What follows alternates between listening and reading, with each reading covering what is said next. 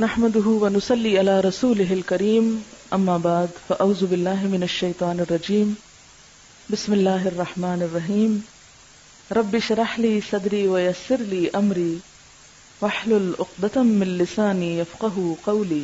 On the whole چہرے کی صفائی پہ بات کریں گے ہم، کیونکہ چہرے کے بارے میں ہم سب سے زیادہ فکر مند ہوتے ہیں، چہرے پر ہم سب سے زیادہ توجہ کرتے ہیں. ٹھیک، چہرے کے بارے میں قرآن مجید میں آتا ہے وجوہ یومئذ مسفرہ ضاحکۃ مستبشرہ. قیامت کے دن کچھ چہرے روشن ہوں گے، ہنستے مسکراتے ہوں گے، خوش خوش ہوں گے، اور کچھ چہرے سیاہ ہوں گے، غمزدہ ہوں گے، پریشان ہوں گے. چہرے کی خوبصورتی دن میں 5 مرتبہ وضو کرتے ہوئے اسے اچھی طرح دھونے سے خود بخود آ جاتی. قیامت کے دن نبی صلی اللہ علیہ وسلم اپنی امت کو وضو کے اعضاء کے چمکنے کی وجہ سے پہچانیں گے. جو شخص یہ چاہتا ہے کہ اس کے چہرے کی چمک بڑھ جائے وہ کیا کرے؟ اچھے طریقے سے وضو کرے، خوشی سے وضو کرے، وضو کا اہتمام کرے، وضو کو اپنے لیے بوجھ نہ سمجھے. لیکن چہرے پر کوئی ایسا کام نہیں کرنا چاہیے جو اللہ رب العزت کو ناراض کرنے والا ہو. چہرے کی جب صفائی پہ لوگ آتے ہیں تو وہ صرف دھونے کی حد تک نہیں رہتے بلکہ اس سے کہیں آگے بڑھ جاتے ہیں. بعض اوقات اس پر لگانے والی چیزوں میں اتنا اسراف کرتے ہیں کہ وہ گناہ کی حد میں چلے جاتے ہیں. بعض اوقات اس صفائی میں سب کچھ چہرے سے نوچ ڈالتے ہیں بلکہ اپنی مرضی سے اپنی شکل میں کمی بیشی کرنے لگتے ہیں، جن میں بھویں بنانا وغیرہ یا پورے چہرے کے بال اکھاڑنا شامل ہے. اس سے منع کیا گیا ہے. علقمہ کہتے ہیں کہ عبداللہ بن مسعود رضی اللہ عنہ نے خوبصورتی کے لیے گودنے والی یعنی کہ جو چہرے کے اوپر ٹیٹوز وغیرہ بناتے ہیں. آج کل دیکھا گیا کہ بعض اوقات اسکول میں بچوں کے چہروں پر کچھ نہ کچھ رنگ لگا دیے جاتے ہیں. اگرچہ وہ پرماننٹ کلر تو نہیں ہوتے لیکن اس میں ایک تو کیمیکلز ہوتے ہیں، دوسرے یہ ہے کہ وہ لکھنے کی جگہ نہیں ہے. چہرہ کچھ پینٹ کرنے یا ڈرا کرنے یا پھول بوٹے بنانے کی جگہ نہیں ہے، اس کے لیے کاغذ ہوتے ہیں. زیادہ ضرورت ہے کچھ لکھنے کی تو ہاتھ ہے. منہ کو اس کام کے لیے نہ ہی استعمال کیا جائے تو بہتر ہے.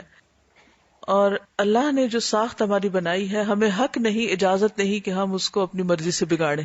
تو اس لیے چہرے پر پرماننٹ قسم کا چینج، اپنی مرضی سے اس میں تبدیلی، خواہ وہ ٹیٹوز کی شکل میں ہو، خواہ وہ پرماننٹلی بھویں بنانے کی شکل میں ہو، اس سے اجتناب کرنا چاہیے.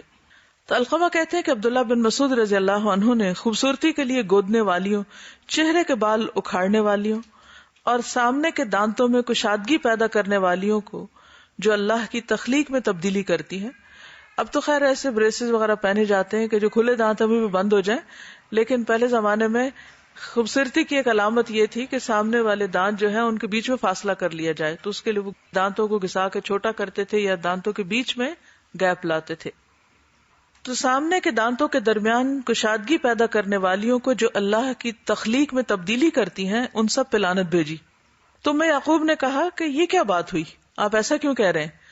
عبداللہ بن مسعود نے کہا آخر میں کیوں نہ ان پہ لعنت بھیجوں جن پر رسول اللہ صلی اللہ علیہ وسلم نے لعنت بھیجی ہے اور کتاب اللہ میں اس پر لعنت موجود ہے. یعقوب نے کہا اللہ کی قسم میں نے پورا قرآن مجید پڑھ ڈالا ہے اور کہیں بھی ایسی کوئی آیت مجھے نہیں ملی. عبداللہ بن مسعود نے کہا اللہ کی قسم اگر تم نے پڑھا ہوتا تو تمہیں ضرور مل جاتی. کیا تم کو یہ آیت معلوم نہیں؟ وَمَا آتَاكُمُ الرَّسُولُ فَخُذُوهُ وَمَا نَهَاكُمْ عَنْهُ فَانْتَهُوا. جو تم کو رسول دے وہ لے لو اور جس سے وہ روکے اس سے رک جاؤ. تو یہاں پر لفظ نمس آیا ہے، نامسات، نون الف میم صاد، نامس. تو چہرے کے بال اتارنے کے لیے لفظ نامسا آتا ہے. نمس کا معنی اہل لغت نے بالوں کو اکھاڑنا کیا ہے اور نماس کا مطلب ہے موچنے وغیرہ کے ساتھ چہرے کے بال اکھاڑنا. ابن اسیر نے النہایہ میں کہا ہے کہ نامسا وہ عورت ہوتی ہے جو اپنے چہرے کے بالوں کو اکھاڑے.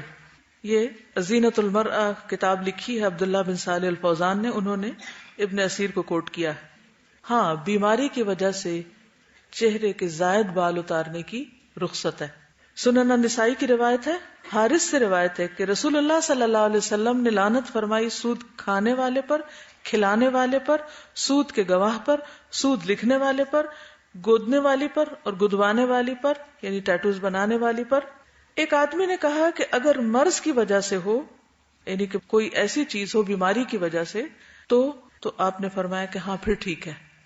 یعنی اگر ہارمونل چینجز کی وجہ سے خواتین کے بال مردوں کی طرح چن پر یا اپر لپس یا لوور لپس پر ہوں تو اس صورت میں ان کو اتارنے کی اجازت ہے.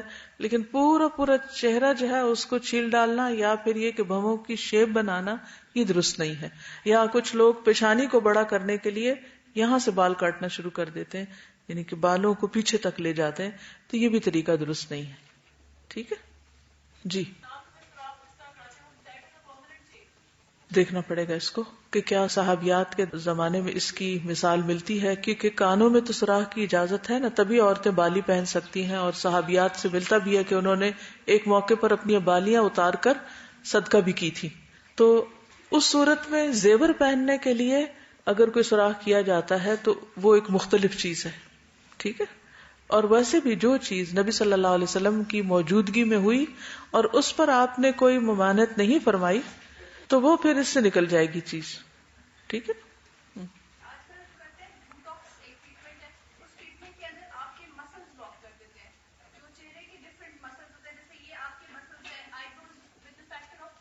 ڈھل جاتی ہیں, لٹک جاتی ہیں.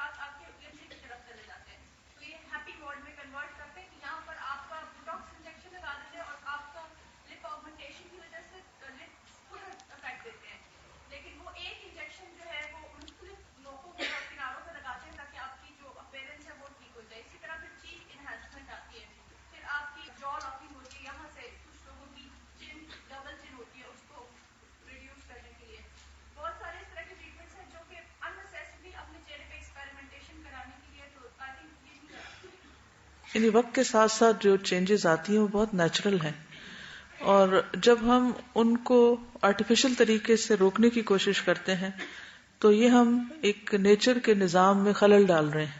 اب میں نہیں جانتی کہ میڈیکلی ان انجیکشنز کے کیا سائیڈ ایفیکٹس ہیں اور کیا نقصان ہے, لیکن آبویسلی اللہ کی ساخت میں تبدیلی جو ہے اس کے بارے میں قرآن مجید میں واضح طور پر حکم موجود ہے. اور ایک اور چیز یہ ہے کہ ہر ایج کی اپنی ایک خوبصورتی ہوتی ہے. جو بچپن میں بچوں کے چہرے پہ خوبصورتی ہے اس کا اپنا ہی ایک حسن ہے یا اپنا ہی ایک انداز ہے. پھر بچے جب گرو کر رہے ہوتے ہیں, دانت ٹوٹے ہوئے ہوتے ہیں تو دیکھنے میں وہ نہیں ٹھیک لگتا, مگر اس کے بھی ایک حسن ہے. پھر جب وہ جوان ہو جاتے ہیں ایک اور خوبصورتی ہے. پھر بڑھاپے کا اپنا ایک وقار ہوتا ہے. تو میرا خیال ہے کہ بدلتے حالات کے مطابق اپنے آپ کو ایڈجسٹ کرنا اور اس کو ایکسپٹ کرنا یہ بھی ضروری ہے. بیماری کا علاج اور اس کے اوپر رقم خرچ کرنے کا تو جواز ملتا ہے, لیکن اپنے جسم کو ایسے تجربات کی نظر کرنا اور پھر اس میں اس طرح کی تبدیلیاں کرنا درست نہیں. اگر یہ خلق کی تبدیلی میں نہیں آتا تو پھر کیا آئے گا؟ کیا اپنا گلا کاٹ کے کسی اور کا اپنے اوپر لگانا؟ یعنی خلق کی تبدیلی جس کا قرآن میں ذکر آیا ہے وہ پھر ہے کیا اگر یہ نہیں تو؟ ہاں جی, جی بہت ایکسپینسو پروسیجرز بھی ہوتے ہیں, اور یقیناً ان کے سائیڈ ایفیکٹس بھی ہوں گے, کیونکہ نیچر میں خلل جو ہے وہ انسان کو ہمیشہ کاسٹلی پڑتا ہے. وآخر دعوانا ان الحمد للہ رب العالمین. سبحانک اللہم وبحمدک اشہد ان لا الہ الا انت استغفرک واتوب الیک. السلام علیکم ورحمۃ اللہ وبرکاتہ.